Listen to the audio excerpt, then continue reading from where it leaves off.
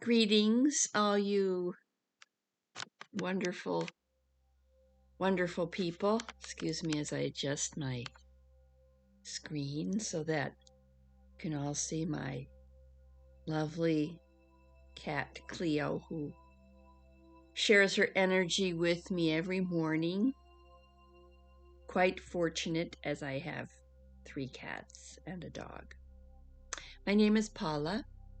My name is also Pbmorlen as an author, and I'm also a crystal. My name is Crystal. I'm an aquamarine water dragon.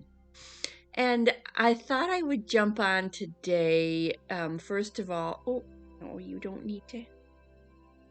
She's just happy when I'm quietly sitting here, and then when I do anything different, then she just decides it's her time to go. Are you going to go? Are you going to leave? Bye.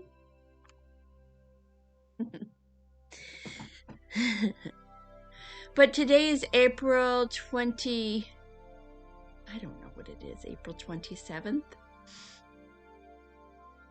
And it's a beautiful Monday morning, and there's a bit of a storm moving in central Minnesota. So I'm just waiting for that to move through.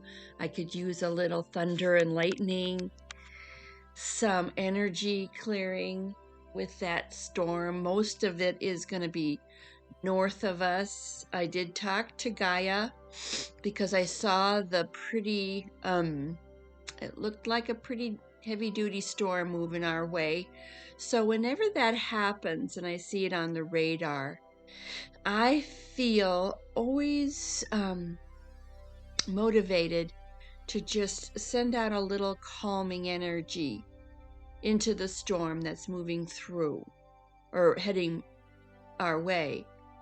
Storms tend to get a little severe in Minnesota this time of year just because of the fluctuating temperatures.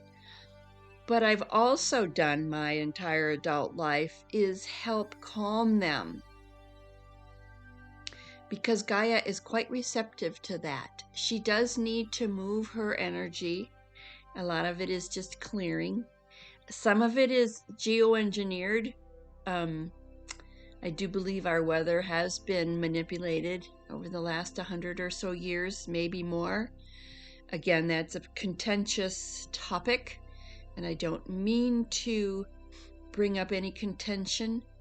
However, there are in our skies, for decades, we've had chemtrails, which has, there's cloud seeding, geoengineering, and the powers that be are trying to keep the skies from being completely pure because they are trying to diffuse the light codes coming from the sun. Again, I don't mean to jump on the train of the topic of manipulation and how our natural organic world has been manipulated, but because I am completely aware and awake to these systems that have tried to keep humanity down, away from the natural ascension process for thousands of years, every now and then I will discuss my own opinion on certain situations. And when there are tornadic activities and hurricanes occurring, especially if they're at my back door, I do keep an eye on other areas as well. I'm not in charge of controlling or softening Gaia's oftentimes necessary energy clearings with storms. That is a natural process. However, many are more extreme than they really need to be. Many are exaggerated through technology. So there is a bit of a storm moving in. And what's interesting is it was going to be quite heavy hail, strong winds, and in the last 30 minutes, it's basically calmed down to a degree that I don't even know if we're going to get any rain. We could always use a little bit of rain, a nice soaking. In April, because of all the beautiful flowers and the trees and the farmers getting their crops ready. And so there is a shaman aspect. It's called grokking. You can always look that word up, Grokking. It's a Hawaiian shamanic practice where they do grok, weather, and most often it is for a positive purpose. Native Americans have been doing this for centuries. The modern world doesn't have any idea that humans can influence weather, because our energies are our light bodies, our etheric bodies are so great and grand that we can, especially with the help of a group, if it's positive, and I add that in because there are groups that influence weather negatively, and there are consequences with that. There's consequences with most manipulations, interferences. And so if we are, there have been times on our planet where we went through severe droughts, and there have been native communities, the ancients, where they summoned the water spirits, and they made offerings, not in a human sacrifice, but maybe with food, with dance and music to the rain gods to bring in rain. Those practices are still probably occurring in particular areas of our planet where the community is quite closely communicating with Gaia. Most of these cities in our country have completely forgotten how close humanity and, with the animal kingdom is to the planet. We are caretakers of her, especially now that she is, our beautiful Gaia is ascending, and our planet is evolving back into its natural form. Some claim the planet's name was Tiamat, and Tiamat is a grand galactic being who is basically embodying this planet. As I've said in other videos, our planet is entirely a sentient being. Most creatures on this planet are sentient, and that is why I have a strong aversion to the beef industry, poultry, pork, fishing. I don't judge those for their trade, because it most likely puts food on their family's table. But I do know that the animals of our planet are sentient beings, and they have a role. I know that the cattle soul, let's say, has given permission for their bodies to be consumed by humans. I tend to not put my energy into that arena too often, because it is quite, I'm quite passionate about how humans treat animals.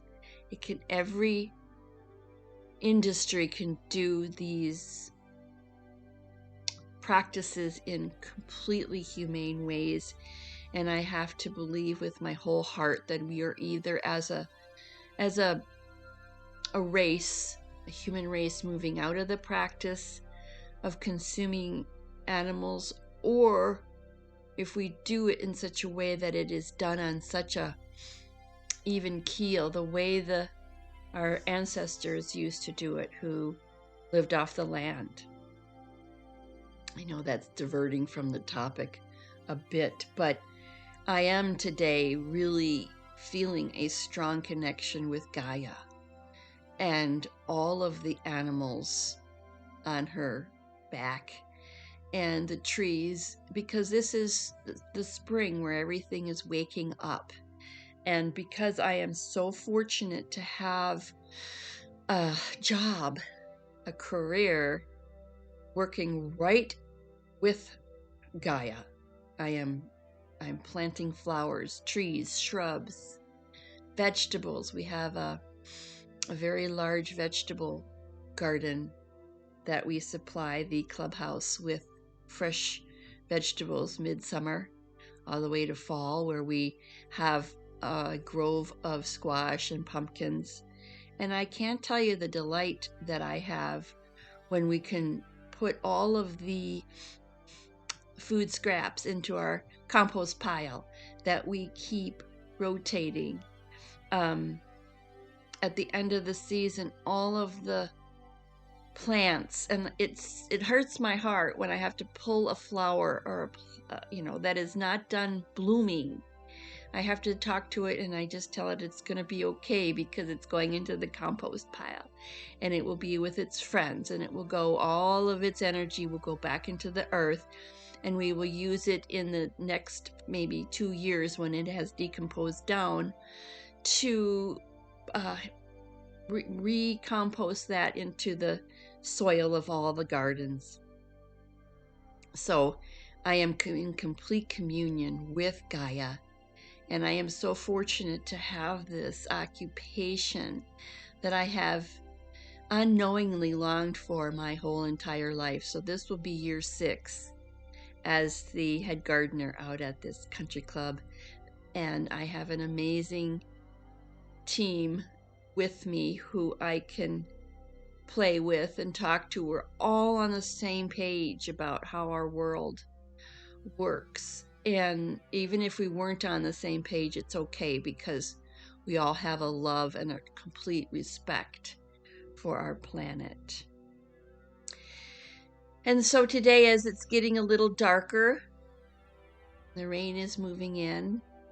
Actually, all my solar lights outside have flickered on because of the lack of sunlight. I haven't heard any thunder or lightning yet. My dog is right next to me because he does understand that there is weather moving in.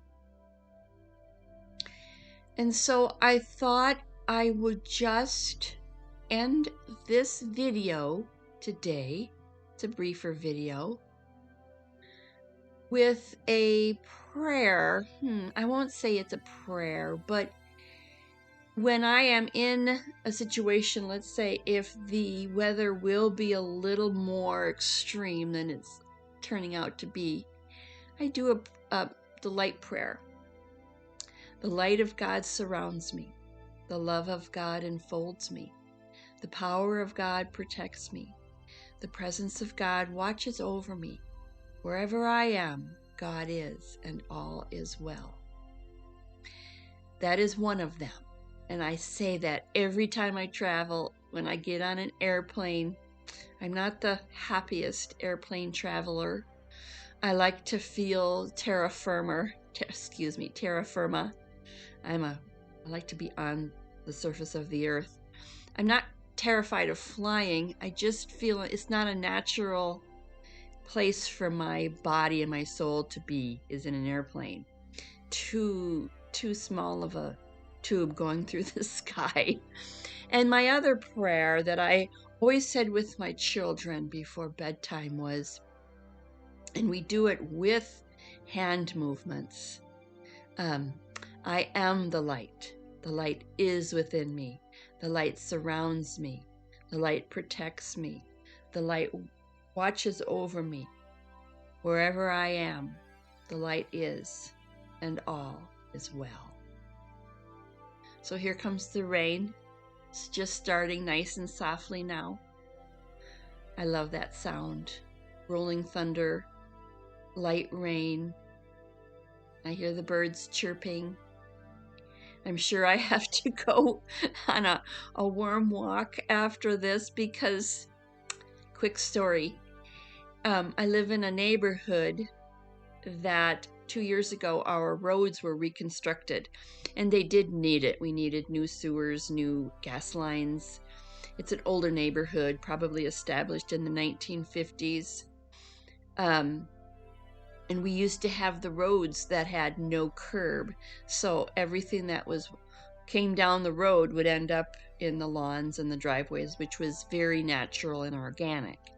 And when they redid the roads, they put in these gutters that were at an angle. They look clean, they look nice, they catch all the water and put it down the storm drains, but they're wormies. The worms. When I walk my dog and I see a worm on the curb, guess what? I'm picking it up and tossing that dude back into the grass. I cannot help it. It is a natural inclination for me to help the worm who was washed out of the dirt and is now in a concrete gutter, and it has no way to get back onto that lawn or the dirt, so I help them back up. I'm a worm saver. I slow and get out of the road for turtles and turkeys and deer, gooses. I love the geese. I have no problem with geese. A lot of people hate the geese, especially golfers, because they tend to make messes. But in my world, and the rabbits who tend to eat my flowers, the little darlings, I tend to just keep spraying the repellent and just talk to them. I'll tell you what, give you a secret. I'll end this video with a secret. Talk to the animals. You can send them visual images. You can send the rabbits a sign, like a circle sign with a cross through it. Put them in there and visualize them in your garden with a circle and a cross through it, like no rabbits allowed. I have talked ants out of my house. I tell them they are not welcome in my house. They can stay outside. I'm welcoming them in the yard, and same with the mice. I happen to have that innate fear of mice. I don't know what happened in a past life or something, but if I see one, man, I kind of fall apart. So but I don't want to harm them. I don't want to kill them if they're in my house. I don't want my cats to catch them because it just freaks me out. I'll be frank. It freaks me the F out. So I can talk to them. I give them my desires. This is my home. I can say, you are not welcome in my house. Outside, fine. I won't destroy your anthills. I have 3 very large anthills in my yard, and they're fine out there as long as they don't destroy my lawn. But they have their spots. The rabbits tend to just nibble, nibble, nibble, so I have to keep spraying. And then I just tell them I don't appreciate it, but I appreciate you. I try to get along with every creature on this planet. That's my job. I'm not here to harm. I'm here to have compassion for every living form. So, with that, I bid you good day. Play well together. Smile at those you pass. They need your acknowledgement. They need the grace that you can exude. Namaste.